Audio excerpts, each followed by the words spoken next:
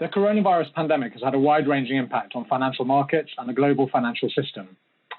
The derivatives market shifted gear when the crisis escalated in March and April, as banks focused their critical resources on business continuity and the management of market volatility. Now that regulatory relief has given firms the bandwidth they needed, it's time to consider what happens next and where the focus should be for the remainder of this year. To explore this, I'm joined by Scott O'Malley, ISDA's CEO. Scott, what have we learned from the crisis so far, and what comes next? First of all, we must thank the official sector, the regulators and the central banks and market risk regulators for their quick response to the COVID crisis.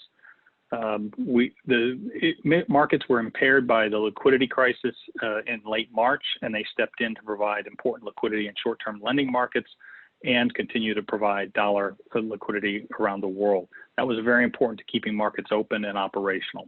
ISDA, for its part, did respond as well. We worked very hard to address market closure issues in some jurisdictions. Then we evolved our strategy to look at the important work around consultations and rule implementation. And again, regulators addressed our request by delaying certain regulation and implementation. The Basel III rules, for example, were delayed 1 year.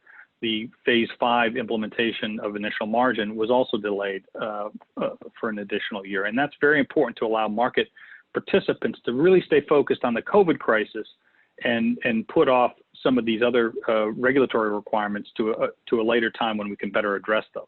So again, kudos to the regulators for making those necessary adjustments.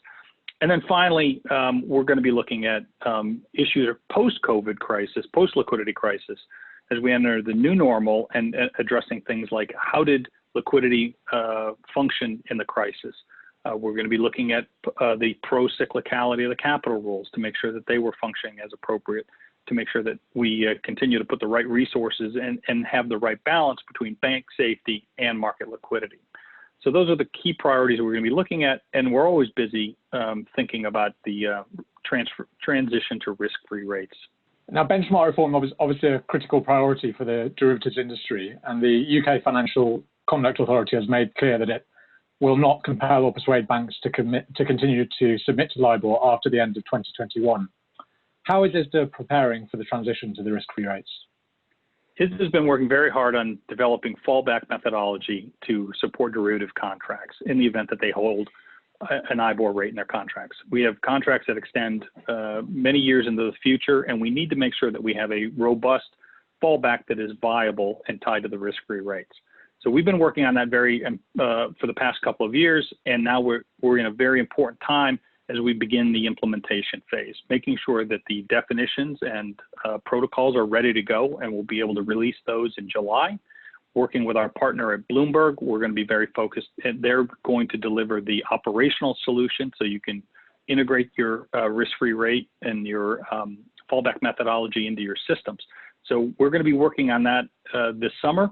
And we will be focusing and asking firms to adhere to these protocols throughout the summer and into the fall with a goal of having implementation in November of 2020.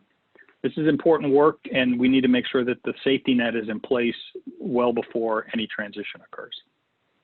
So beyond benchmark reform, Scott, what are the other areas where ISDA is particularly focused over the next 6 to 12 months?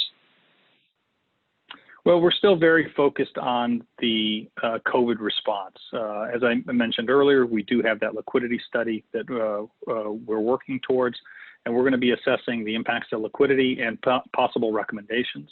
We want to closely follow the pro-cyclicality of the regulation, particularly the market risk rules around FRTB, CVA, et cetera.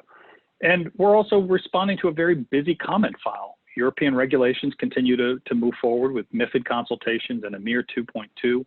We're following closely the CFTC rules around Part 43, Part 45, Part 49 block rules. We've recently completed a consultation as well as the position limit rules.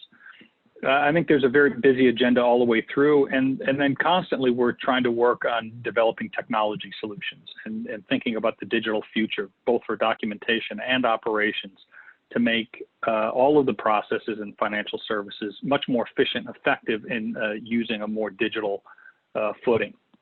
Thanks, Scott. Well, there's obviously lots going on, and you can continue to find updates on all of our work in those areas, and also monitoring of the impact of COVID-19 and links to various relevant third-party announcements on the ISDA website, www.isda.org.